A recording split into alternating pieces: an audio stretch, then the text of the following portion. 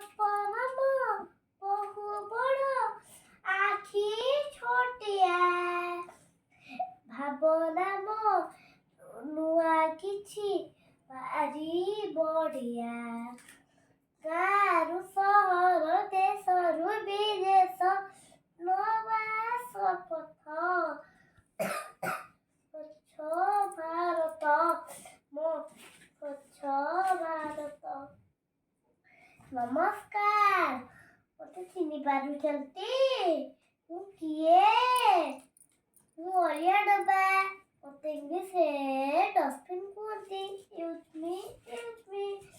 ଆପଣମାନେ ଏଣେ ଅଳିଆ ପକାଇ ପେଟରେ ପକାଇବେ, ତାହେଲେ ରାସ୍ତାଟା ସଫା ରହିବ, ଆପଣମାନେ ସୁସ୍ଥ ରହିବେ।